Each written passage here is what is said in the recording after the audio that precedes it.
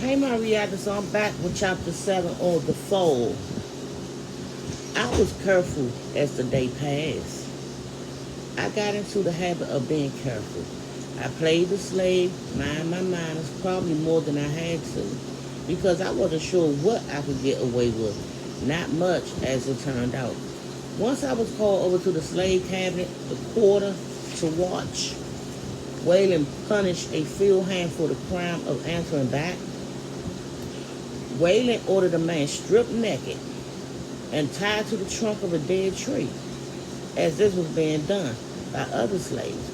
Wayland stood whirling his whip and biting his thin lips. Suddenly he brought the whip down across the slave back. The slave body jerked and strained against his ropes. I watched the whip for a moment, wondering whether it was like the one Wayland had used on Rufus years ago before. If it was, I understand completely why Margaret had taken the boy and fled. The whip was heavy and at least 6 foot, and I wouldn't have used it on anything living. It drew blood and strained and screams at every blow. I watched and listened and longed to be away. But Wayland was making an example of the man. He had ordered all of us to watch the beating, all the slaves. Kevin was in the main house somewhere, probably not even aware of what was happening. The whipping served its purpose as far as I was concerned. It scared me, made me wonder how long it would be before I made a mistake that would give someone reason to whip me, or had I already made that mistake. I had moved into Kevin's room after all, and though that would be perceived as Kevin's doing, I could be made to suffer for it. The fact that the Waylands didn't seem to notice my move gave me no real comfort.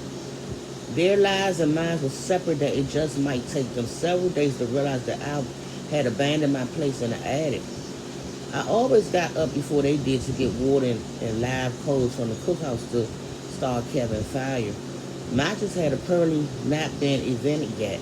Neither server nor Ruth had ever heard of them. By now, the manservant Wayland has assigned to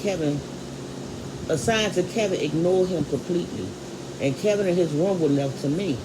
It took us twice as long to get a fire started, and it took me longer to carry water up and down the stairs, but I didn't care. The job I had assigned myself gave me legitimate reason for going in and out of Kevin's room at all hours, and they kept me from being assigned more disagreeable work. Most important to me, though, they gave me a chance to preserve a little of 1976 amid the slaves and slaveholders.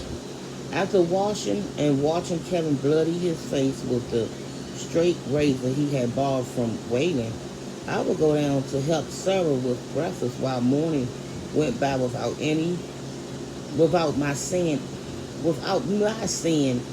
either of the Waylands. At night, I helped clean up after supper and prepared for the next day. So, like Sarah and Kern, I rose before the Whalens and went to bed after them. That gave me several days of peace before Margaret discovered that she had another reason to dislike me. She cornered me one day, and I swept the library. If she had walked in 2 minutes earlier, she would have caught me reading a book. "Where did you sleep last night?" she demanded in an accuser voice she reserved for slaves. I straightened to face her, rest my hands on the broom. How lovely it would have been to say none of your business, bitch. Instead, I spoke softly, respectfully. "In Mr. Franklin's room, ma'am." I didn't bother to lie because all the house servants knew. It might even have been one of them who alerted Margaret. So now what will happen? Margaret slapped me across my face. I stood very still, gazed down at her with frozen calm. She was 3 or 4 inches shorter than I was and proportionally smaller. Her slap hadn't hurt me so much. It had simply made me want to hurt her. Only my memory of the whip kept me still. "You filthy black whore," she shouted. "This is a Christian house." I said nothing. I see you spent the quarters where you belong. I see you sent to the quarters where you belong. Still, I said nothing. I looked at her. I won't have you in my house. She took a step back from me. She stopped looking at me that way. No. Okay. I won't have you in my house. She took a step back from me. You stopped looking at me that way. She took another step back. It occurred to me that she was a little afraid of me. I was an unknown after all, an unpredictable new slave, and maybe I was a little too silent. Slowly, deliberately, I turned my back and went on sweeping. I kept an eye on her, though without seeming to. After all, she was unpredictable as I was. She could pick up a candlestick or a vase and hit me with it. And whip or no whip, I wasn't going to stand passively and let her really hurt me. But she made no move towards me. Instead, she turned and rushed away. It was a hot day, muggy and uncomfortable. No one else was moving very fast except to wave away flies. But Margaret still rushed everywhere. She had little or nothing to do. Slaves kept her house clean, did much of her sewing, all her cooking and washing. Curry even helped her put her clothes on and take them off. So Margaret supervised all the people to do work they were already doing, criticized their slowness and laziness even when they were quick and industrious, and in general made trouble. Waylon had married a poor, uneducated, nervous, stalling, and pretty young woman who was determined to be the kind of person she thought of as a lady. That meant she didn't do menu work or any work at all. Apparently, I had no one to compare her to except her guests, who seemed at least to be calmer. But I had suspected that most women of her time found enough to do to keep themselves comfortably busy, whether they thought of themselves as ladies or not. Margaret, in her bed boredom, simply rushed around and made a nuisance of herself. I finished my work in the library, wondering all the while whether Margaret had gone to her husband about me. Her husband, I feared. I remember the expression on his face when he had beaten the field hand. It hadn't been gleeful or angry or even particularly interested. He could have been chopping wood. He wasn't sadistic, but he didn't shrink from his duties as a master of the plantation. He would beat me bloody if he thought I had given him reasons, and Kevin might not even find out until too late. I went up to Kevin's room, but he wasn't there. I heard him when I passed Rufus' room, and I would have gone in, but a moment later I heard Margaret's voice, repelled. I went back downstairs and out to the cookhouse. Sarah and Curl were alone when I went in, and I was glad of that. Sometimes old people and children lounged there, or house servants, or even field hands still in their few moments of leisure. I like to listen to them talk sometimes and fight my way through their actions to find out more about how they survived lives of slavery.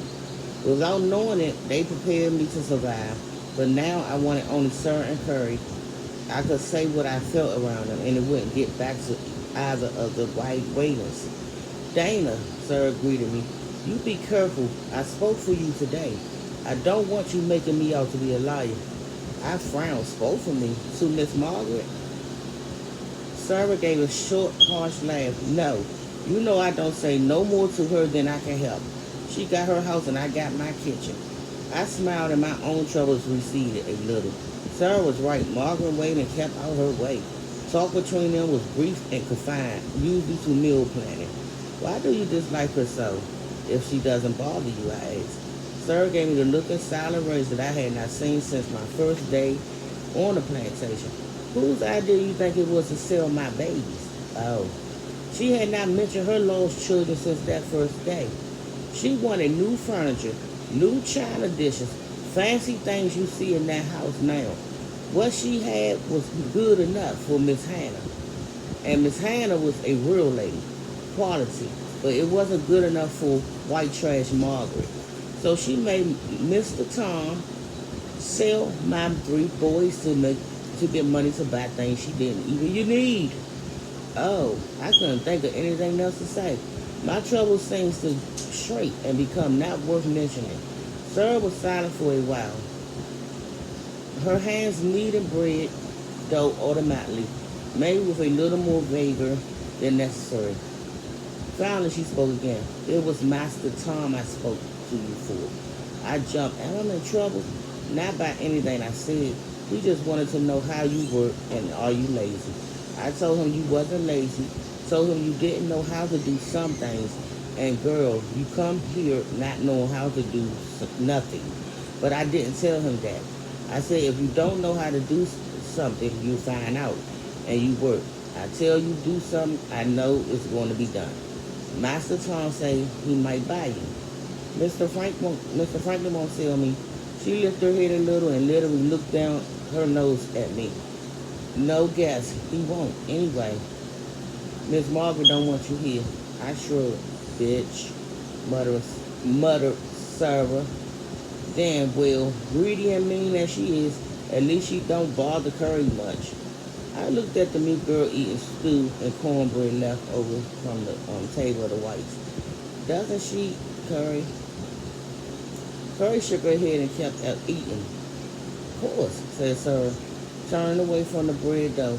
Curry don't have nothing Miss Margaret wants. I just looked at her. You're a corporate train, she said. You know that you don't. You know that, don't you? One man ought to be cook enough for her. Don't matter who, don't matter what ought to be, matter what is. Make him let you sleep in the attic again. Make him? Girl, she smiled a little. I see you and him together sometimes. When you think nobody's looking, you can make him do just about anything you want him to do. Her smile surprised me. I would have accepted her to be disgusted with me or with Kevin. Fact, she continued. If you got any sense, you'll try to get him to free you now while you're still young and pretty enough for him to listen. I looked at her appraisingly. Large, dark eyes set in full, aligned face, several shades lighter than my own. She had been pretty herself not long ago. She was still an attractive woman. I spoke to her softly. Were you sensible, Sarah? Did you try when you were younger? She stared hard at me. She stared hard at me. Her large eyes suddenly narrowed. Finally, she walked away without answering. And I will be back with chapter 7 to follow.